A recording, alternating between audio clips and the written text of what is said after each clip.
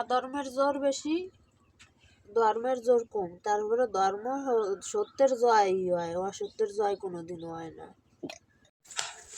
দিচ্ছি তো ফসল কি হবে ভরলা জানে, পরের জায়গা পরের জমি, আমি আইছি একটু চাষ করতে, আমি কি হবে ভরলা জানে।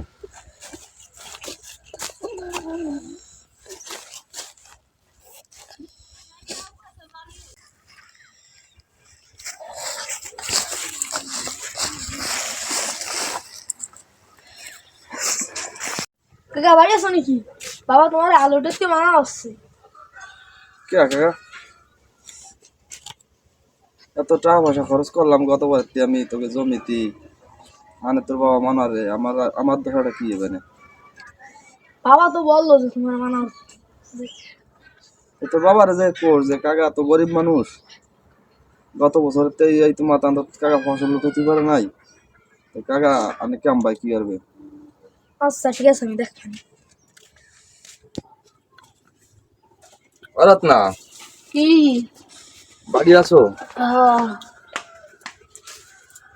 মাথায় বাড়িয়ে গেল কদি আমাকে। কে হয়েছে?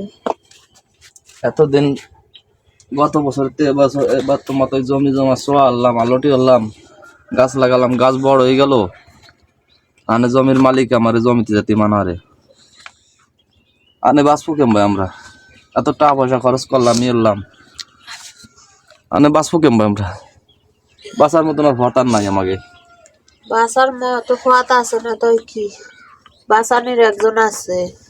ভগবান যদি না মারে, মানসি মারি আমার কিছু করতে পারবে না, হয়তো আমার একটু কষ্ট হবে গুড়ু গুড়া নিয়ে বাঁচতে, কিন্তু মানসি কোনোদিন আমারে মারতে পারবে না। তারা যতই আমার পর অন্যায় অত্যাচার করুক না কেন, তার আগে ওই শাস্তিটা আগে পোয়াতে হবে। আমার যে কষ্ট দিচ্ছে বিনা দোষে, এতে ডবল কষ্ট তাকে পাতে হবে। এটা কি মানব ধর্ম? এটা কি মানবতা? বিনা অন্যায় বিনা দোষে আমার শাস্তি দিচ্ছে, এটা কি মানব ধর্ম? ধর্ম বলতে কিছু নাই দুনিয়ায়, আবার আছে। অধর্মের জোর বেশি, ধর্মের জোর কম। তারপরে ধর্ম সত্যের জয়ই হয়, অসত্যের জয় কোনোদিনও হয় না। সত্যের জয় হবেই হবে। যাই দেখো একবার ওনার দ্বারে কি কয়, দেখো কি কয়, যাই দেখো তোকে তারে। এত আশা করিয়ে করলাম, তার বাদা জমি সোয়ালাম, বাদা ফসলের জমি, জীবনে জেনে কোনোদিন আলোটি এনে সে আলোটি হলাম, আজকে জমি সোয়া করলাম, পরিষ্কার করলাম, ফসল দিলাম, ফসল নয় তোলার আগে আমার নিষেধ করে দিল, এটা কি ভালো কাজ হলো? তাকে ধরে ভালো কাজ, আমাকে ধরে তো কষ্টের। আমি ওই জমি পরিষ্কার করতে আমার 40-50 হাজার টাকা খরচা হয়েছে।